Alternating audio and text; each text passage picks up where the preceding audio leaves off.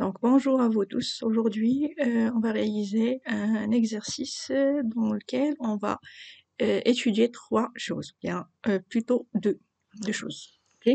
Donc on va traiter l'exercice d'un amplificateur à plusieurs étages et on va faire l'étude de cet amplificateur aux basses fréquences, qui est nouveau pour vous. Ok. Avant de commencer bien sûr l'exercice, je vais vous donner un petit rappel. Ok. Et ce qui est important pour vous afin de réaliser ce type d'exercice. Ok. Donc commençons. Lorsqu'on dit un amplificateur, donc on a dit qu'un amplificateur est caractérisé souvent par plusieurs paramètres. Donc le gain de tension en tension AV, l'impédance d'entrée ZE et l'impédance sortie ZS. Donc c'est ça ce qu'on a fait durant tous les exercices de l'amplificateur, soit émetteur commun, base commune, collecteur commun ou bien un amplificateur à plusieurs étages. Mais ce qui est important pour vous, c'est que lorsqu'on a traité les exercices précédents, toujours nous avons utilisé ou bien nous avons fait l'étude, faire l'étude donc aux basses fréquences, plutôt aux moyennes fréquences, ok. Mais si il va vous demander de donner les paramètres d'un amplificateur, normalement vous devez rajouter la bande passante. C'est très important de rajouter la bande passante, ok. Donc un amplificateur est caractérisé par 4 paramètres: le gain, l'impédance d'entrée, l'impédance sortie et la bande passante qui représente deux fréquences, la fréquence haute moins la fréquence basse. Okay, la fréquence de coupure haute moins la fréquence de coupure basse. Donc voilà un amplificateur. Maintenant, ce qui est important pour vous, c'est le dernier point, c'est la bande passante, ce qui est nouveau pour vous. Pour le gain, l'impédance sortie, l'impédance d'entrée, donc on a déjà réalisé pas mal d'exercices là-dessus, mais pour la bande passante, c'est quelque chose qui est nouvelle. Okay. Donc regardez, lorsqu'on va traiter la bande passante, on doit bien sûr dessiner le gain d'un amplificateur en décibels en fonction de la fréquence. Okay. Donc voilà la représentation du gain en fonction de la fréquence. C'est ça pour un amplificateur. Pour tous les amplificateurs, c'est donné par ce schéma-là. Donc ici, on peut présenter deux fréquences. Ce que j'ai mentionné ici, la fréquence haute et la fréquence basse. La première fréquence ici, c'est la fréquence basse. Généralement, c'est la fréquence de coupure basse, donc c'est FB. Okay. Et la deuxième fréquence ici, à ce niveau-là, c'est la fréquence haute. Okay. Donc, c'est la fréquence de coupure haute, c'est-à-dire à haute fréquence. Donc, c'est ça, on va faire l'étude de ce qui est représenté ici. Okay. Si je vais vous demander de savoir combien de zones vous avez pour ce graphe, généralement, on a 3 zones. La première zone, c'est celui-là, lorsque la fréquence est inférieure à la fréquence basse. Donc ici, on travaille aux basses fréquences. Okay. La deuxième zone, c'est entre la fréquence basse et la fréquence haute. Donc dans cette zone, nous sommes aux moyennes fréquences. C'est ça ce qu'on a fait durant tous les exercices précédents. Et maintenant, si la fréquence est supérieure à la fréquence haute, c'est-à-dire nous sommes dans la troisième zone, donc à ce niveau-là, nous sommes à haute fréquence. Okay. Donc voilà les 3 types de fréquences pour un amplificateur. Maintenant, je vais détailler chaque zone indépendamment. Je vais commencer par la zone 2. Pourquoi? Tout simplement parce que c'est la zone la plus utilisée et vous avez déjà fait des calculs là-dessus, donc vous connaissez l'étude en moyenne fréquence. Donc, la fréquence ici, c'est entre la fréquence de coupure basse et la fréquence de coupure haute. Et ici, je vais mentionner pour les deux fréquences de coupure. Lorsqu'on dit une fréquence de coupure, toujours, il correspond au gain en décibels maximum moins 3 dB. Ou bien, de façon linéaire, donc c'est le gain, c'est le module du gain, ok, sur racine de 2. Donc ça, c'est pour connaître ces deux valeurs. On va étudier, bien, on va déterminer la fréquence de coupure basse dans cet exercice. Et c'est la même chose pour la fréquence de coupure haute. C'est la même procédure. Okay? Donc ici, nous sommes en moyenne fréquence. Pour traiter un exercice en moyenne fréquence ou bien faire l'étude d'un amplificateur en moyenne fréquence, on doit connaître que le gain est pratiquement constant. Regardez, en moyenne fréquence, le gain est pratiquement constant. Et bien sûr, c'est le but d'un amplificateur généralement. Toujours, on cherche à avoir un gain pratiquement constant. Et bien sûr, on doit chercher un amplificateur pour lequel la bande passante est très... Donc, elle a une large bande passante. Okay? Bien sûr, c'est coûteux, mais c'est le plus... Et donc, pour calculer le gain, ou bien pour faire l'étude de montage d'un amplificateur moyenne fréquence, on doit bien sûr connaître deux choses. Première chose, c'est que les capacités jouent le rôle, donc j'ai dit les capacités externes ici, jouent le rôle d'un fil. Okay? Parce qu'il existe autre capacité, on dit capacité parasite, donc c'est dû aux jonctions, on va les regarder après. Ici, il n'intervient pas. Et le schéma équivalent du transistor, et voilà, il est donné par le schéma suivant. Ici, j'ai oublié de mentionner même le ρ. Généralement, c'est bêta IB en parallèle avec ρ, mais j'ai utilisé ce montage-là parce que c'est le but de l'exercice. On va utiliser le montage, un transistor dans lequel le H de 2 est négligeable. Donc, il n'existe pas le ρ. OK? Maintenant, bien sûr, pour l'étude, c'est très simple. Donc, une fois on fait le schéma équivalent, vous pouvez calculer l'impédance d'entrée, l'impédance sortie et le gain. Donc, c'est très clair. Maintenant, pour la zone 2, plutôt pour la zone 1, lorsqu'on est basse fréquence, c'est-à-dire la fréquence est inférieure à la fréquence de coupure basse. Okay? À ce niveau-là, vous devez connaître que les condensateurs externes, lorsqu'on dit les condensateurs externes, c'est-à-dire les condensateurs de liaison et de découplage, okay, interviennent. Toujours, ils sont là. On ne doit pas les remplacer par C. Okay? Comme ça, donc, le schéma équivalent du transistor, c'est toujours identique à celui en moyenne fréquence. Okay? C'est le même que moyenne fréquence. En revanche, lorsqu'on va calculer le gain, finalement, vous allez trouver le gain, il s'écrit sous cette formule, c'est K fois J oméga sur oméga 0 sur 1 plus J oméga sur oméga 0. Il s'agit d'une représentation d'un filtre passe haut. Okay? Donc, on doit faire l'étude asymptotique. On doit déterminer la fréquence de coupure et on doit tracer les asymptotes de cet amplificateur. Okay? On va regarder comment on va faire cette étape durant l'exercice. C'est très simple. Bon, vous avez déjà fait ça durant la série 1. On va refaire les étapes durant cet exercice. Maintenant, pour la zone 3, à haute fréquence, donc ici, on doit connaître deux choses. Les condensateurs externes de liaison et de découplage, ok? Toujours, ils jouent le rôle d'un fil. Pourquoi? Parce que ici, à haute fréquence, la fréquence il tend vers l'infini. 1 sur C oméga, il tend vers 0, donc il est équivalent à un fil. Ok? Mais ici, on va rajouter une autre notion, c'est le condensateur interne. Lorsqu'on dit les condensateurs internes ou bien les condensateurs de parasites, donc interviennent. C'est quoi ces condensateurs?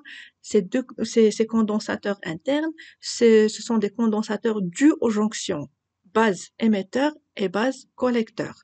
Donc, ce sont des condensateurs de jonction. Donc, voilà. Pour le schéma équivalent maintenant du transistor, puisque les condensateurs dus aux jonctions interviennent, donc regardez, le schéma équivalent sera différent. Voilà le schéma équivalent du transistor. C'est le schéma de Giacolito. C'est très connu. Okay? Donc ici, pour le schéma de Giacolito, donc regardez, ici on va rajouter une B', c'est une base fictive. Okay? Donc voilà, entre B et B', il existe cette résistance. Entre B' et l'émetteur, il existe une résistance. En parallèle avec le condensateur de parasite CBE, c'est B'E. Et entre la base maintenant et le collecteur, il existe un autre condensateur, regardez ici, c'est CB'. C, ok, entre jonction base et collecteur. Pour l'autre côté, donc, on a ρ, bien, donc ça dépend. Et ici, c'est le générateur de courant, donc bêta I.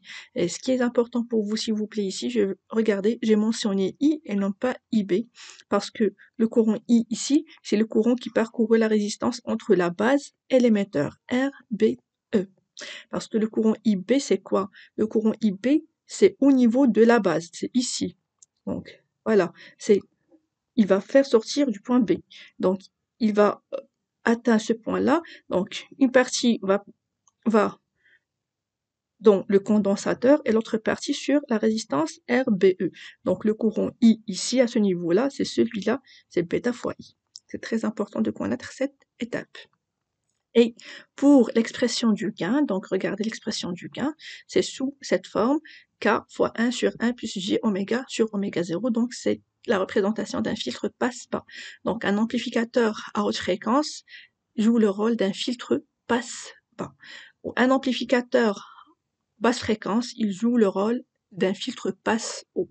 Donc généralement, lorsqu'on va travailler dans la zone 1 et la zone 3, on doit faire l'étude asymptotique, c'est-à-dire on doit déterminer les fréquences de coupure et bien sûr faire le tracé de le gain en fonction de la fréquence. Ok? Commençons maintenant.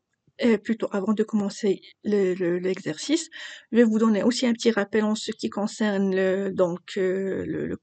l'amplificateur à plusieurs étages. Regardez, amplificateur à plusieurs étages. Donc un amplificateur peut être composé d'un seul ou plusieurs étages branchés en cascade.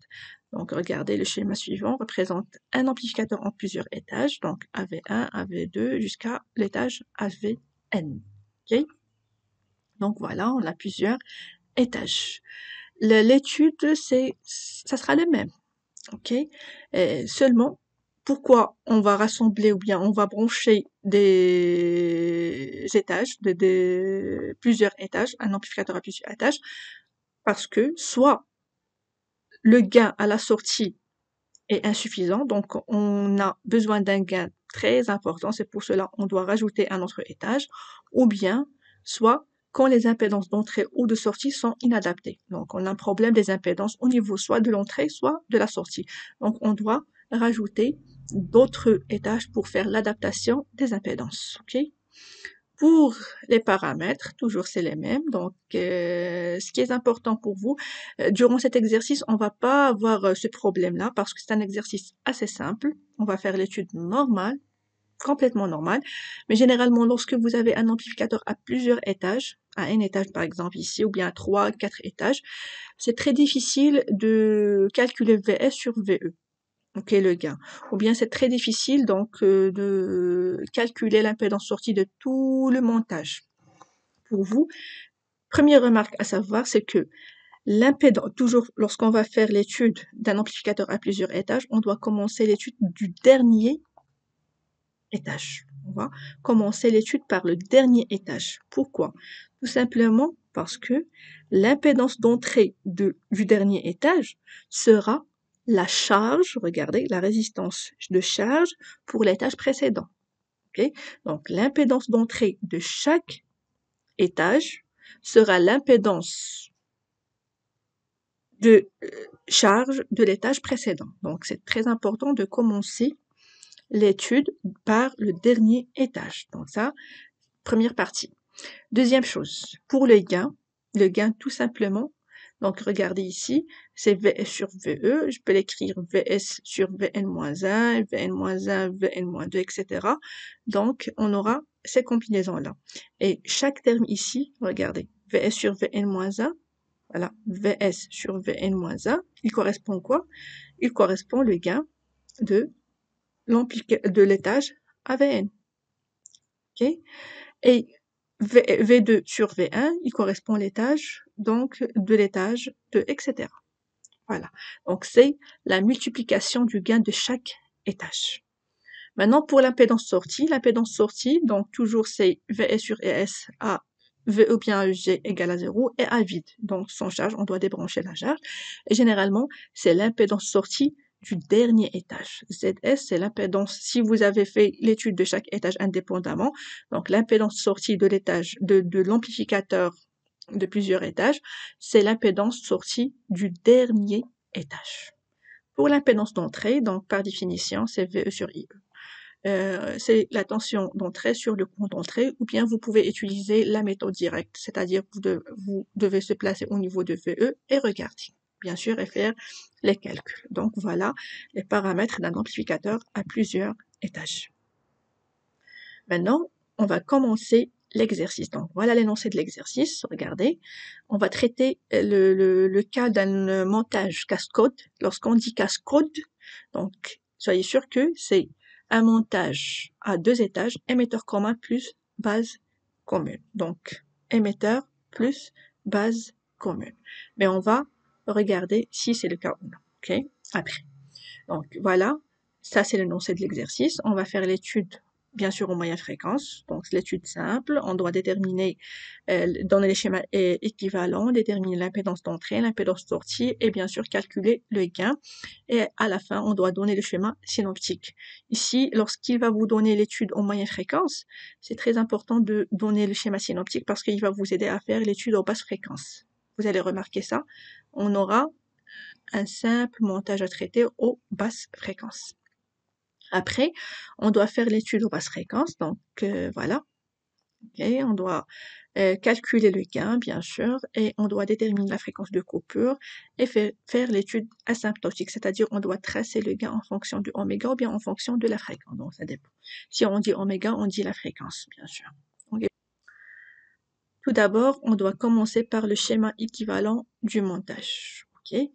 Lorsqu'on dit le schéma équivalent du montage, j'ai dit, avant de tracer le schéma équivalent du montage, vous devez connaître le type du circuit. Le type, est-ce que c'est un émetteur, collecteur? Si vous avez plusieurs étages, vous devez savoir le type de chaque étage, etc.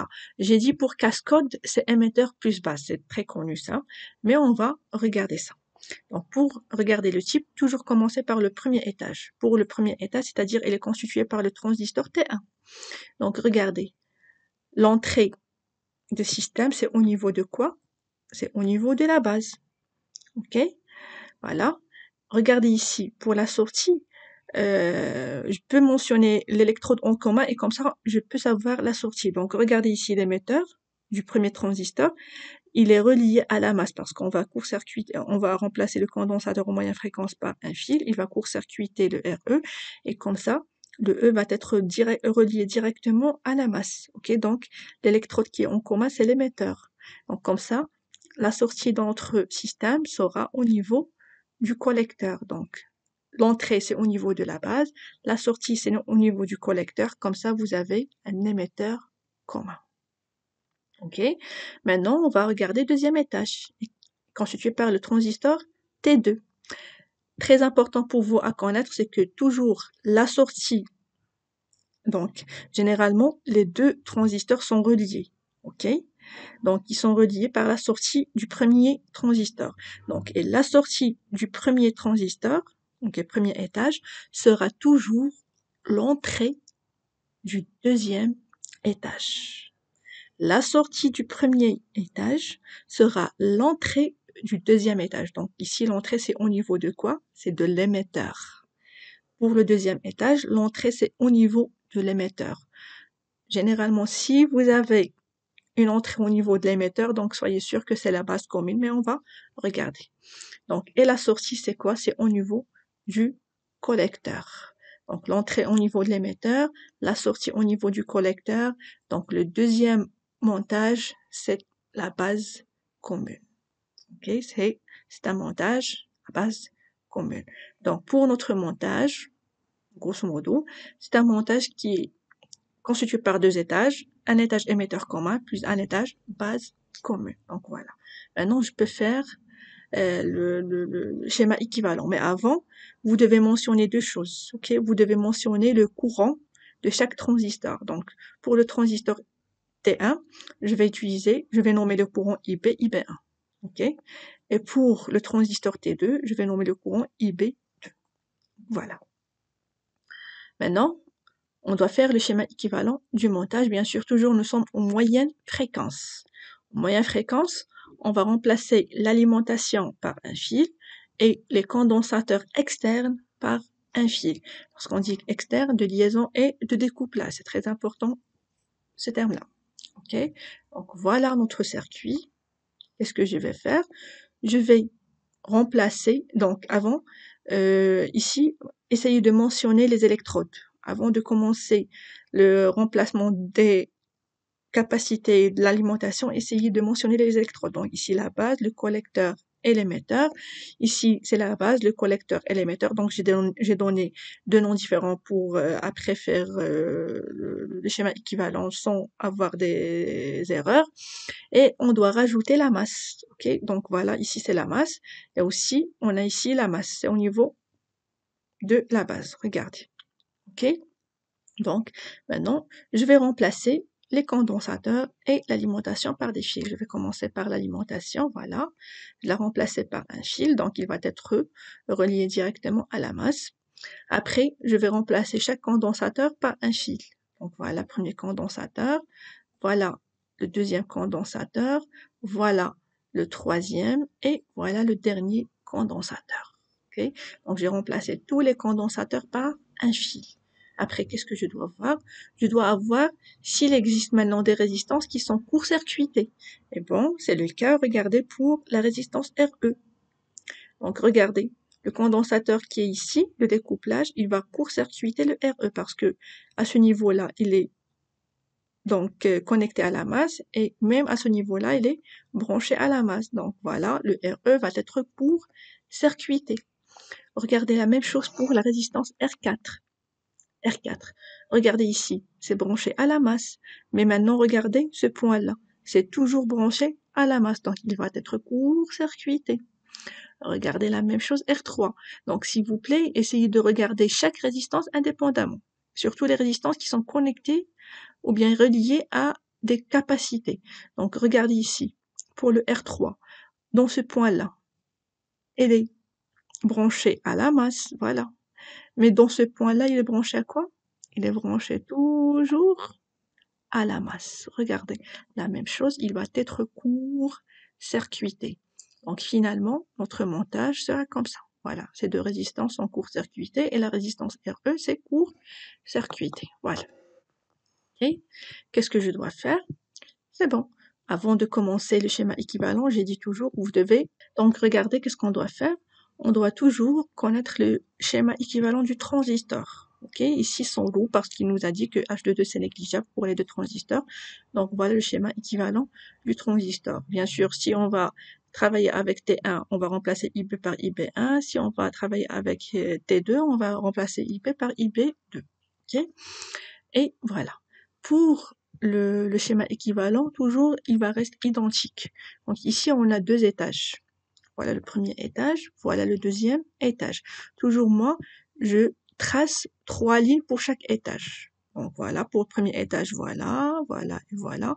Pour le deuxième étage, donc la même chose. Ok, 3 lignes pour chaque étage. Après, je vais commencer. Donc j'ai dit, pour le premier étage, c'est un émetteur commun. Donc l'entrée, c'est au niveau de la base, la sortie, c'est au niveau du collecteur, et l'électrode qui est en commun, c'est l'émetteur. Mais remarquez ici que, et j'ai dit avant de commencer l'étage 2, on doit même mentionner la masse. Donc regardez ici, l'émetteur, c'est relié directement à la masse. Donc je dois rajouter ici la masse. Donc voilà le premier étage. Après, qu'est-ce que je dois faire? Je passe au deuxième étage. La même chose, je vais mentionner les électrodes. Donc regardez, ici, donc c'est la base commune. Donc l'entrée c'est au niveau de l'émetteur, donc c'est E' ici. La sortie c'est au niveau du collecteur, c'est C', donc désolé. Et donc l'électrode qui est en commun, c'est la base, c'est P'. Ok? Et bien sûr la même chose. Donc regardez, la base c'est connecté directement à la masse. Donc voilà, j'ai mentionné ici la masse. Puisque ici la base et l'émetteur du premier étage et la base du deuxième étage sont reliés directement à la masse, je peux les relier entre eux. Voilà, j'ai relié ces deux électrodes entre eux. Voilà. Après, qu'est-ce que je dois faire? Je dois commencer tout d'abord par faire, donc bien, par remplacer le transistor par son schéma équivalent. Ok? Pour chaque étage. Je vais commencer par le premier étage. Entre la base et l'émetteur, qu'est-ce qu'on a? On a H11 parcouru par le courant IB1. Entre le collecteur et l'émetteur, qu'est-ce qu'on a? On a un générateur de courant bêta IB1. Le rho ici, c'est égal à l'infini, donc on ne va pas la mettre. Passons maintenant, deuxième étage, la même chose. Entre la base et l'émetteur, qu'est-ce qu'on a? On a H11, mais le sens du courant, toujours, c'est de la base vers l'émetteur. C'est très important de mentionner le sens de courant. Et entre l'émetteur, bien le collecteur et l'émetteur, qu'est-ce qu'on a? On a générateur de courant bêta fois IB2. Donc c'est bon. Voilà, j'ai fait troisième étape, j'ai remplacé les transistors par leur schéma équivalent. Et maintenant, je dois donc remplir les autres paramètres. Donc, je vais commencer par l'entrée. Donc, l'entrée, regardez ici. Voilà, ce carreau représente l'entrée du système. Donc, premier étage, bien sûr, l'entrée toujours, c'est au niveau du premier étage. Donc, entre la base et la masse, qu'est-ce qu'on a? Entre la base et la masse, j'ai la résistance R2. Et entre la base et la masse, regardez aussi, on a la résistance quoi? R1. Pourquoi R1? Donc, R2, c'est clair. Mais R1, regardez, ici, c'est la base. Et l'autre côté, c'est quoi? C'est la masse. Donc, comme ça, je vais nommer R1 en parallèle avec R2 par RB, tout simplement. Après, qu'est-ce qu'on a? On a RG et on a EG. Donc, voilà notre entrée. OK?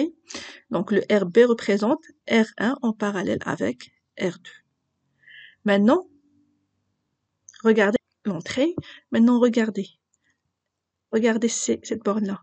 L'émetteur du deuxième montage est relié au collecteur du premier étage. Donc, le collecteur et l'émetteur sont reliés entre eux.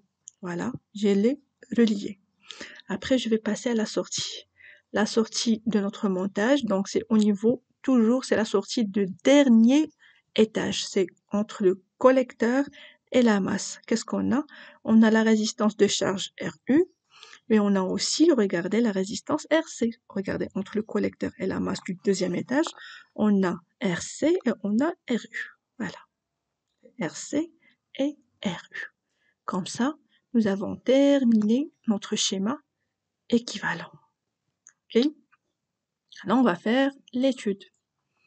Bien sûr, j'ai dit, c'est en moyenne fréquence. On doit calculer tout d'abord l'impédance d'entrée. Pour le calcul de l'impédance d'entrée, c'est identique à le calcul de tous les impédances des autres exercices. OK? Donc, regardez, ici, voilà notre montage. Je vais utiliser la méthode directe. Je dois se déplacer au niveau de la tension VE.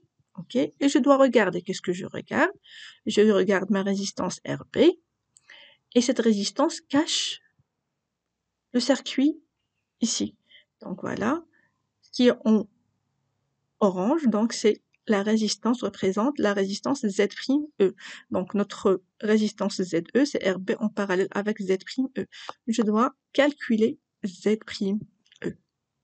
Pour calculer Z'E, je dois définir deux paramètres, la tension et le courant. OK? Donc voilà, la tension au niveau, bien à l'entrée de ce carreau qui est en orange, c'est toujours la tension VE. Et le courant qui va entrer, qui parcourt ce carreau, c'est IB1. Donc comme ça, Z'E, c'est VE sur IB1. Qu'est-ce que je dois faire? Je dois calculer le VE. Donc VE, regardez, la tension VE, c'est la tension aux bornes. Toujours essayer de chercher une branche dans laquelle le courant est bien déterminé, bien connu. Donc regardez, le courant ici, donc VE, c'est la tension au niveau de la résistance H11. Le courant ici, c'est le courant IB1. OK? Donc VE égale à H11 fois IB. Et bien sûr, sur IB1, on va simplifier par IB1. Donc comme ça, la résistance sera, l'impédance ZE' est égale à H11. Okay? Et ZE, c'est RB en parallèle avec Z'E qui est HE, c'est RB en parallèle avec H11. Et après, on doit faire l'application numérique. Donc, avant de faire l'application numérique, donc je dois même déterminer le RB. J'ai dit le RB, c'est quoi? C'est R1 en parallèle avec R2. Donc, c'est R1, R2 sur R1 plus R2. Et voilà, c'est 382 ohms. Et ZE, après, donc, en faisant l'application numérique, vous allez trouver que c'est 151 ohms. Voilà, l'impédance d'entrée. Donc, passons maintenant à l'impédance sortie. Donc, pour l'impédance sortie, c'est quoi? Donc, par définition, c'est VS sur IS. AEG est égal à 0 et à vide, on doit court-circuiter le générateur et bien sûr, on doit débrancher la charge. Ok? Donc, regardez, j'ai court-circuité le EG et je débranche la charge. Ok? Donc, voilà VS et voilà IS. Pour vous, s'il vous plaît, le VS et le IS ne sont pas, pour le VS, c'est pas le VS utilisé pour calculer le gain, c'est autre chose. Ok? J'ai dit pour le VS et le IS sont deux paramètres fictifs qu'on utilise pour calculer le ZS. Maintenant, qu'est-ce que je dois faire? En utilisant la méthode directe, je dois se placer au niveau de la tension VS et je dois regarder. Qu'est-ce que je regarde? Je regarde ma résistance RC, mais cette résistance cache le reste de circuit, donc qui représente Z'. S. Qu'est-ce que je dois faire? Je dois calculer Z', S. Donc, Z. Donc, notre impédance, c'est RC en parallèle avec Z', S. Je dois calculer Z', S. Pour le calcul, je dois mentionner la tension et le courant à l'entrée de ce carreau. Ok? La tension, c'est toujours VS, mais le courant, c'est quoi? C'est bêta fois IB2. Donc, comme ça, Z', c'est VS sur bêta fois IB2. Qu'est-ce que je dois faire? Je dois calculer le courant IB2, puisqu'on a deux courants différents. Donc, je dois calculer le courant IB2. Donc, regardez, pour le courant IB2, en utilisant loi de nœud au niveau de l'émetteur, ici, E', qu'est-ce qu'on a? Regardez ici, le courant, la somme des courants entrants égale à la somme des courants sortants. Donc, regardez, au niveau de ce nœud, on a bêta IB entre, IB2 entre, et le courant qui sort, c'est bêta fois IB1.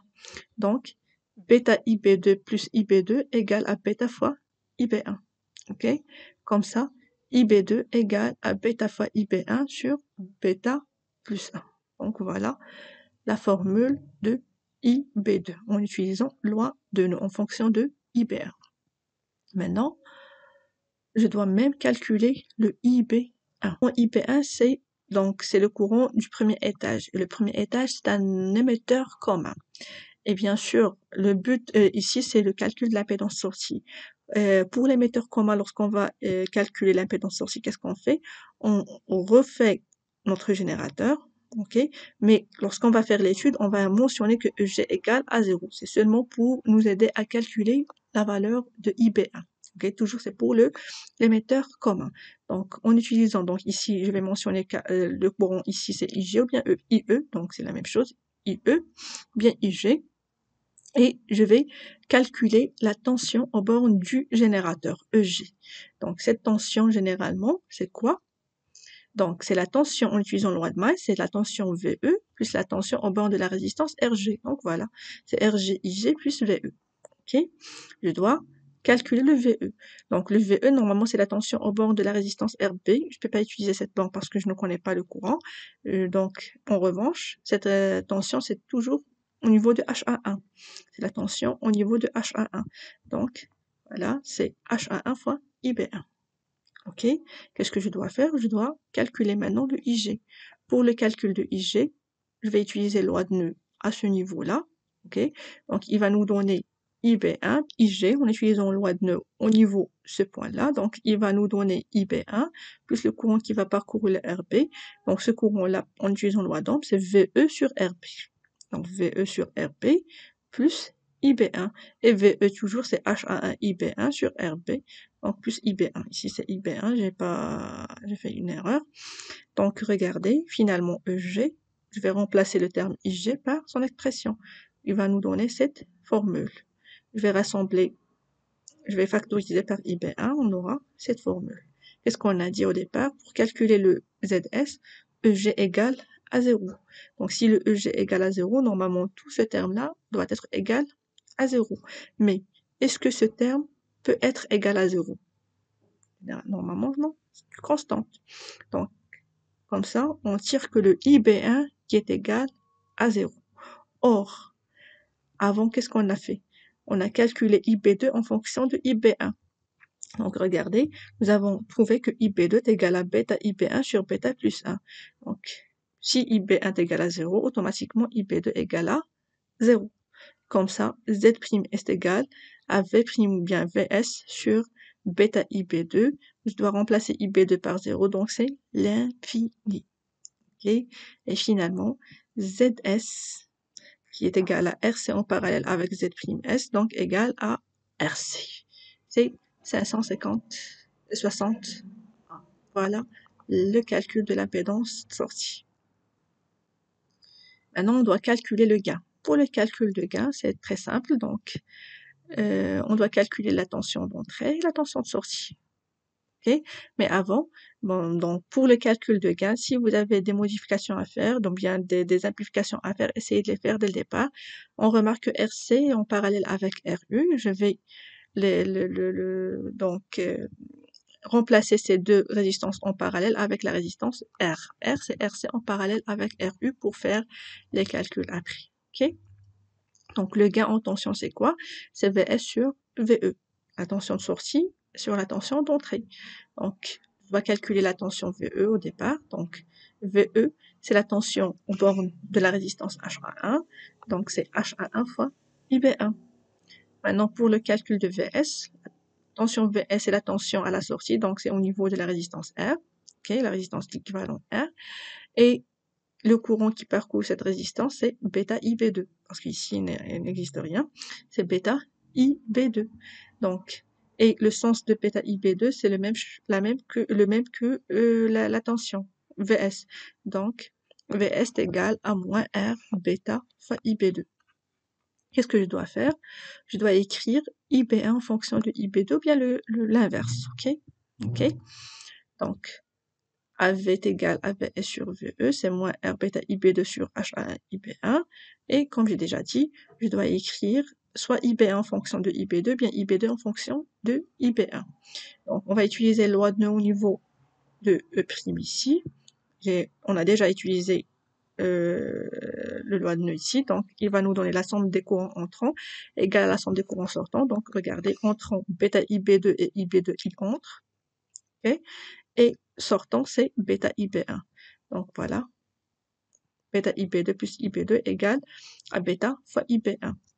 IB2 égale à bêta IB1 sur bêta plus 1. Donc, 1, c'est négligeable devant bêta parce que bêta est égal à 1. Plutôt, bêta est égal à 100. Donc, 1, c'est négligeable devant 100. Comme ça, on peut tirer que IB2 est égal à peu près à IB1. Et finalement, notre relation, bien notre gain devient comme ça. Donc, IB2 sur IB1, on va remplacer IB2, ou bien on va remplacer IB1 par IB2. Et finalement, le gain, c'est moins R bêta sur HA. Okay. Pour l'application numérique, je dois tout d'abord calculer la résistance R équivalente, donc c'est RCRU sur RC plus RU. Donc voilà, il va nous donner 280 ohms. Et pour le gain, lorsqu'on va faire le calcul, donc on va trouver moins 112. Voilà le gain.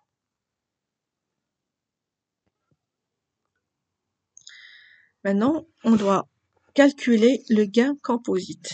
Pour le gain composite, donc par définition, c'est VS sur EG. C'est par rapport à EG cette fois-ci. Ok, qu'est-ce que je vais faire? Donc, regardez ici, lorsqu'on va calculer le gain composite à la fin, bon, puisqu'on va calculer par rapport à EG, on ne va pas utiliser VE ici, je ne vais pas utiliser VE, je peux maintenant rassembler RB et HA1. Je peux rassembler ces deux termes. Et RB en parallèle avec HA1 représente ZE, donc c'est le cas de la première question. ZE, nous avons trouvé que c'est RB en parallèle avec HA1, c'est l'appellation d'entrée du système. Donc, pour le gain, donc c'est VS fois VE sur EG. si je vais simplifier par VE ici et VE ici, c'est VS toujours sur EG, comme si j'ai rien fait. VS sur VE, il représente le gain AV, et VE sur EG, je vais utiliser le diviseur de tension au niveau de la maille d'entrée. Au niveau de cette maille, je vais utiliser le diviseur de tension. Donc, regardez, la tension VE, c'est la tension au bord de la ZE, égale à combien? Donc, c'est ZE sur ZE plus RG fois EG, la tension du générateur. Donc, comme ça, notre rapport VE sur EG, c'est ZE sur ZE plus RG. Et le gain composite, il est donné par cette expression. C'est le gain AV fois ZE sur ZE plus RG.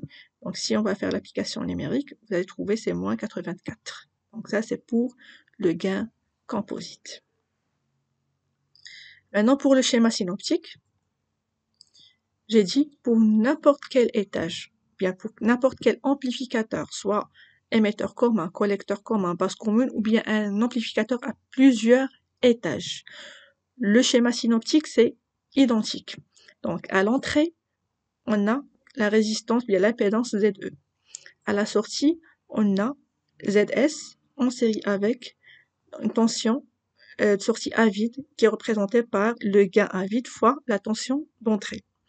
Bien sûr, j'ai dit pour faire fonctionner ici, on va brancher un générateur avec une résistance RG à l'entrée et à la sortie, c'est pas RL, c'est RU. Moi, j'ai mentionné RL, mais c'est la charge. OK? Ici, on a le courant d'entrée, le courant sortie. La tension d'entrée, c'est la tension au niveau de ZE et la tension de sortie, c'est la tension au niveau de la charge. Et le gain en tension à vide, si on va calculer le AVCO, donc on doit remplacer le R par RC parce qu'on doit enlever la charge, donc c'est moins RC bêta sur H1. Voilà. Maintenant, on va passer à l'étude du basse-fréquence. En basse-fréquence, j'ai dit l'amplificateur joue le rôle d'un filtre passe-haut. L'amplificateur joue le rôle d'un filtre passe-haut. Bien sûr, s'il nous a donné, bien sûr, l'étude en moyenne fréquence, on va déduire les autres paramètres à partir de la première étude. Donc, en utilisant le schéma synoptique donc pour le calcul de gain, donc la première question, on doit calculer le gain composite. Mais ici, on doit toujours savoir lire l'énoncé, essayer de lire l'énoncé pour regarder les condensateurs qui sont toujours capacitifs. Parce que c'est pas forcément que tous les condensateurs externes toujours sont capacitifs. Il peut que le prof vous dit que tel condensateur, donc il va jouer le rôle d'un fil et les autres, non, sont capacitifs. Donc regardez pour l'exercice, il nous a dit, pour cet exercice, seul le condensateur CG d'entrée intervienne et ne peut plus être négligeable. Les autres condensateurs de forte capacité ont une impédance négligeable. Donc, il nous a dit que on doit garder que le condensateur CG. Okay? Parfois, il va nous dire de garder que le condensateur à la sortie. Okay? Donc, ça dépend des exercices. Donc, essayez toujours de lire l'énoncé. Donc, regardez, pour les schémas synoptiques, il va rester le même, seulement on va rajouter un condensateur CG. C'est pas rajouter, mais on va garder le condensateur CG. Donc, normalement, le condensateur CG, c'est attaché à RG. Donc, voilà, il va être toujours là. Donc, je vais écrire Z, je vais remplacer RG plus CG, plus ce condensateur, puisqu'ils ont une série, par l'impédance ZG. Okay, donc, c'est RG plus 1 sur J, CG oméga. Et comme ça, le schéma synoptique devient comme ça. Donc, voilà, c'est EG. Ici, au lieu d'avoir RG plus 1 sur J, c'est oméga. Donc, je vais le nommer ZG pour faciliter les calculs. Mais vous pouvez laisser le montage tel qu'il est. Rien ne change. Okay? Donc, voilà. On doit calculer le gain composite. Pour le gain composite, donc ici, le gain, c'est en fonction de oméga. Okay? C'est VS sur EG. Toujours, le gain composite, c'est VS. La tension sortie, c'est sur la tension du générateur. Donc, par définition, on va faire la même chose, c'est VS sur VE, ok, fois VE sur EG. Pourquoi j'ai écrit cette formule sous cette forme? C'est très important, s'il vous plaît. Si on a même réservé ici le condensateur, bien la capacité au niveau de la charge, on doit, lorsqu'on va faire lorsqu'on va calculer le gain, on doit faire ces VS sur le gain ici, sur la tension ce générateur, plus la tension de ce générateur sur VE fois VE sur EG. On aura 3 termes. Mais puisqu'on a ce qu'on a fait, c'est seulement au niveau de la maille d'entrée, donc je vais faire c'est VS sur VE directement fois VE sur EG, parce que la maille de sortie, il n'y a pas de modifications sur la maille de sortie. Donc c'est VS sur VE fois VE sur EG égale à quoi? Donc VS sur VE, c'est le gain en moyenne fréquence qu'on a fait dans la première partie, fois VE sur EG. On doit déterminer ce terme-là. Bien sûr, en appliquant le diviseur de tension au niveau de la maille d'entrée, qu'est-ce qu'on a? Donc la tension VE, ok? Plutôt ici, je travaille avec ce schéma-là. Donc la tension, voilà la maille d'entrée. La tension VE, c'est ZE, ok? Sur ZE plus ZG fois EG. Voilà. Comme ça, VE sur EG, c'est ZE. Voilà, sur ZE plus ZG. Qu'est-ce que je vais faire? Je vais remplacer ZE, plutôt ZG par sa formule. Voilà la formule de ZG. C'est RG plus 1 sur J, c'est oméga. Donc, c'est RG plus 1 sur J, CG, oméga. Et puisque je sais que j'ai déjà dit que pour un amplificateur aux basses fréquences, l'écriture de gain, c'est l'écriture d'un filtre passe-haut. Je dois essayer de d'écrire la formule sur l'écriture d'un filtre passe-haut. C'est-à-dire, je dois avoir oméga 0 sur 1 plus J oméga sur oméga 0. Donc, regardez, je vais factoriser par ZE sur ZE plus RG. Voilà. Il me reste ce terme-là. Donc, c'est 1. Et qu'est-ce que j'ai fait? Donc, ici, le 1, c'est normalement, c'est JZE plus RG, c'est G oméga sur la même. OK? Voilà. Je fais un petit calcul. Je vais faire monter ce terme au niveau de 1 ici. Donc, finalement, on aura cette expression. Et voilà l'expression d'un filtre passe-haut. Pourquoi? Parce que cette expression, c'est identique à celui-là. Donc, ce terme-là, il représente le K. Et l'autre terme, le reste ici, il représente J oméga sur oméga 0 sur 1 plus J oméga sur oméga 0. Et on doit déterminer l'expression de oméga 0, donc à partir de la ressemblance ici, oméga 0 c'est 1 sur ZE plus RG fois CG. Donc voilà, comme ça, nous avons calculé VE sur EG. Maintenant, je dois calculer ou bien donner l'expression finale du gain. Donc pour l'expression du gain, j'ai dit, c'est le gain en moyenne fréquence fois VE sur EG. Pour le gain en moyenne fréquence, nous avons trouvé que c'est moins R bêta sur HA1. Et pour VE sur EG, nous avons trouvé cette formule, donc c'est l'expression d'un filtre passe-haut. Et finalement, notre gain composite est donné par cette écriture. Okay? Moins R bêta H11 sur ZE sur ZE RG représente le gain composite en moyenne fréquence. Ça, c'est le gain normal, c'est par rapport à VE, mais ça, c'est le gain composite en moyenne fréquence. Okay? Donc, voilà, notre gain AV composite aux basses fréquences est égal au gain composite aux moyennes fréquences fois ce terme. Donc, l'amplificateur en basse fréquence représente un filtre passe-haut. Voilà, ça c'est très important. Vous devez toujours connaître que aux basses fréquences, un amplificateur joue le rôle d'un filtre passe-haut. Maintenant, j'ai dit lorsqu'on va faire l'étude d'un filtre, plutôt d'un amplificateur, soit en basse fréquence, soit haute fréquence, qu'est-ce qu'on doit déterminer? On doit déterminer la fréquence de coupure. La procédure sera la même, soit en basse fréquence, soit en haute fréquence. Ok? Donc, Ce qui est très important pour vous, c'est que oméga C, la fréquence de coupure, ok, il correspond en décibels, c'est le gain maximum en décibels, moins 3 dB. Si on va travailler en linéaire, il correspond au module du gain max sur racine de 2. Module du gain maximal sur racine de 2. Okay? Maintenant, pour calculer le gain en décibels, ou bien n'importe quelle valeur en décibels, par définition, c'est 20 log décimal du module.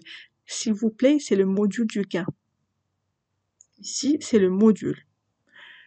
Et si vous aimez calculer la valeur maximale, okay, en linéaire, pour un filtre passe haut, j'ai dit pour un filtre passe haut, on doit donc la valeur, bien le gain maximal, c'est la limite de oméga quand oméga tend vers l'infini. Regardez, c'est la limite du gain, du module du gain quand oméga tend vers l'infini. Ça, c'est pour un filtre passe haut. Si vous êtes aux hautes fréquences, c'est-à-dire vous avez un filtre passe bas, oméga, lorsque vous allez calculer cette expression, ici c'est oméga tend vers 0. C'est ça la seule différence. Pour le gain en décibels, ce sera le même. Okay? Maintenant, on va calculer la fréquence de coupure. Donc, avant de calculer la fréquence de coupure, et toutes les expressions, qu'est-ce qu'on doit? On doit avoir le module du gain. Parce que le gain, c'est un nombre complexe, donc on doit calculer le module du gain. Donc, je vais commencer par le calcul du module. Donc, le module du gain, c'est le module de l'expression, donc qui est le gain en moyenne fréquence fois l'expression complexe.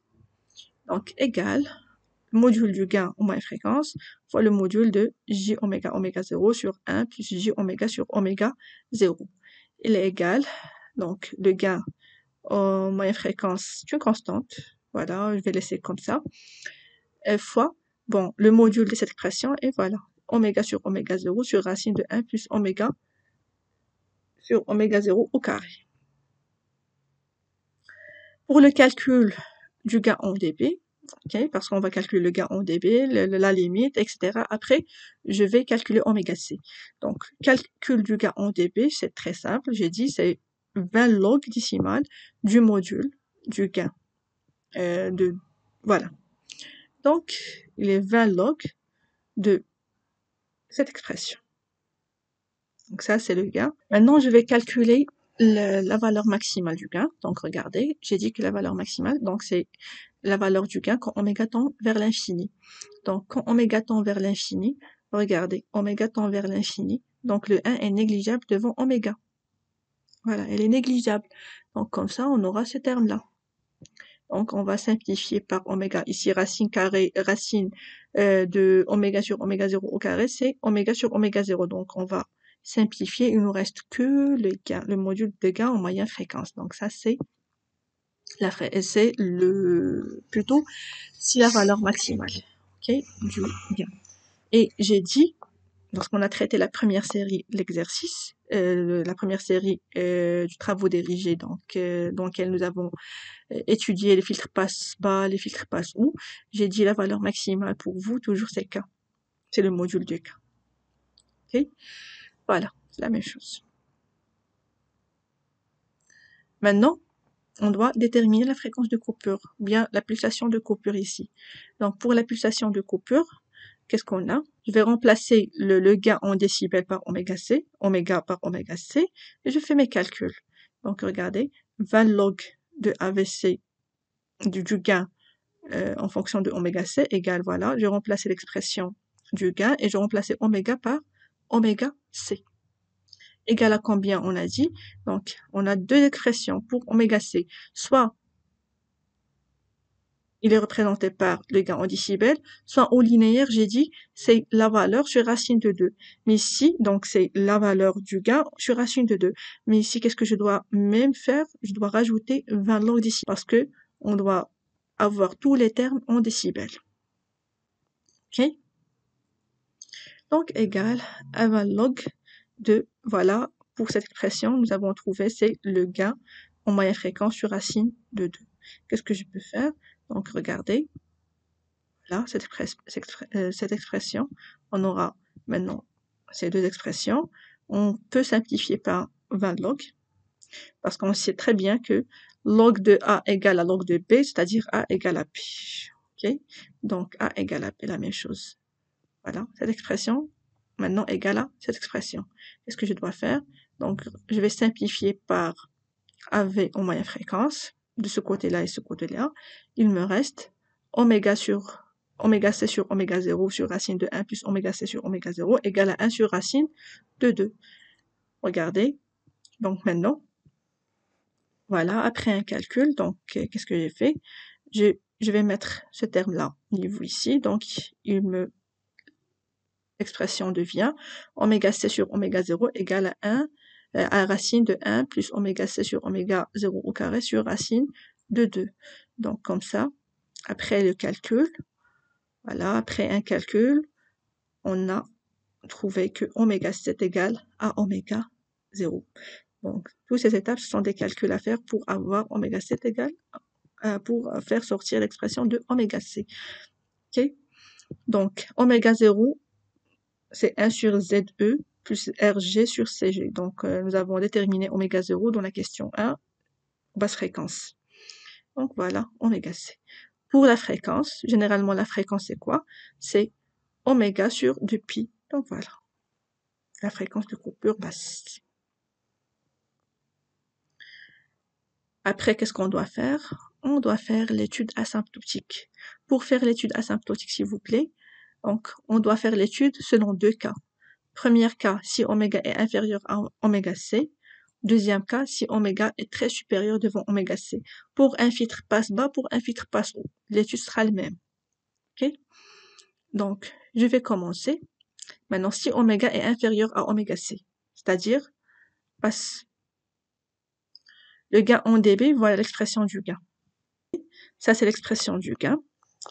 Maintenant, oméga très inférieur devant oméga C.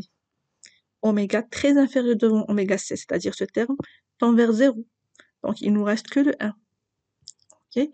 L'expression devient 20 log du gain moyenne fréquence fois oméga sur oméga C, parce que c'est sur 1, donc c'est oméga sur oméga C. Ok? Voilà. Je vais faire écrire chaque terme indépendamment, donc c'est 20 log du gain en moyenne fréquence plus 20 log de oméga sur oméga C, parce qu'on sait très bien, log A fois B, c'est log A plus log de B. C'est le même principe. Qu'est-ce qu'on a aussi? La même chose ici. Je vais écrire chaque terme indépendamment. Donc, il nous reste 20 log de oméga. Voilà. Plus 20 log du gain en moyenne fréquence. Moins, parce qu'on a log de 1 sur B, c'est moins log de B. Donc, c'est moins 20 log de oméga C. Okay? Cette courbe, ou bien cette représentation, c'est la représentation d'un asymptote oblique. Un asymptote oblique, il passe par deux points. Pour le tracé de cet asymptote, on doit déterminer deux points. Premier point, c'est toujours oméga est égal à oméga C. Ok, donc je vais remplacer oméga par oméga C dans cette expression. Voilà, il me reste que 20 log décimal de AV en moyenne fréquence. Donc voilà, après un calcul, vous allez trouver c'est 38. Maintenant, pour le deuxième point, s'il vous plaît, ici, vous devez faire une différenciation entre filtre passe haut et filtre passe bas. Lorsqu'on va travailler avec un filtre passe haut, le deuxième point, c'est oméga est égal à oméga C sur 10. Si on va travailler avec un filtre passe bas, ok, deuxième point, pour le premier point, c'est toujours oméga est égal à oméga C, mais pour le deuxième point, non. Pour un filtre passe bas, pour un filtre passe bas, donc, c'est 10 oméga C. C'est le contraire que ça. C'est 10 fois oméga C. La même chose, je vais remplacer oméga par oméga C sur 10. Voilà, on aura cette expression. Donc, c'est 20 log oméga C moins 20 log de 10, ok, plus 20 log du gain en moyenne fréquence moins 20 log de oméga C. Donc, regardez, oméga C ici avec oméga C va disparaître. Il nous reste que ces deux termes. Voilà. Après les calculs numériques, vous allez trouver que c'est 18. Bon, ici c'est 20, moins 20, donc, et ou bien le calcul de ce terme-là nous donne 38, donc vous allez remarquer que c'est 18. Donc voilà pour le premier cas, si oméga est inférieur à oméga C. Maintenant, si oméga est supérieur à oméga C. Dans ce cas-là, qu'est-ce qu'on a? Le gain en dB, voilà son expression, toujours. L'expression normale. Qu'est-ce qu'on a? Oméga supérieur à oméga C. Oméga très supérieur à oméga C. C'est-à-dire ce terme, c'est très supérieur devant 1. Donc le 1, c'est négligeable. On va se débarrasser de 1. Donc il me reste que, ici, on va simplifier par oméga sur oméga C. Il me reste que 20 log du gain en moyenne fréquence. Donc c'est 38 qui représente un asymptote horizontal. Constante. Okay? Donc maintenant, pour le tracé ou bien pour faire l'étude asymptotique, on doit tracer le gain en décibels en fonction de log de oméga ou bien log de la fréquence. Donc ça dépend de la même chose. Pour le tracé, je vais faire le résumé ici. Donc bien sûr, si oméga est inférieur à oméga C, toujours l'étude se fait selon oméga C. Donc on doit tout d'abord mentionner dans le tracé oméga C. Premier point à mentionner toujours, c'est oméga C. Voilà. Maintenant, pour ce cas-là, on a trouvé que on a un asymptote oblique. OK? Pour le tracé, nous avons prend 2 points. Premier point, si oméga est égal à oméga C. OK? Qu'est-ce qu'on a trouvé? Nous avons trouvé que le gain est égal à 38. Donc regardez. Si oméga est égal à oméga C, le gain est égal à 38. Voilà le premier point. Maintenant, pour le deuxième point, si oméga est égal à oméga C sur 10, nous avons trouvé, donc on doit mentionner oméga C sur 10, c'est inférieur à oméga C. Nous avons trouvé que le gain est égal à 18, donc voilà, pour le tracé, voilà. Donc voilà le deuxième point. Et l'asymptote passe par les 2 points. OK? Maintenant, pour le deuxième cas, si oméga est très supérieur devant oméga C, nous avons constaté que l'asymptote est horizontale et nous avons remarqué que le gain est toujours égal à 38, c'est toujours constante. Donc si oméga est supérieur, donc cette zone-là, le gain toujours égal à 38. Voilà. Donc ça, c'est un filtre passe-haut. Et voilà pour l'étude de basse fréquence. L'étude à haute fréquence sera pratiquement le même. Le problème, c'est que vous devez déterminer le schéma équivalent du montage. Okay? C'est à ce niveau-là qu'on a un petit problème. Mais le reste, pour l'étude, une fois on détermine le gain, le reste le reste sera le même. Donc, la fréquence de coupure, l'étude asymptotique sera le même. Okay? Et merci pour votre attention.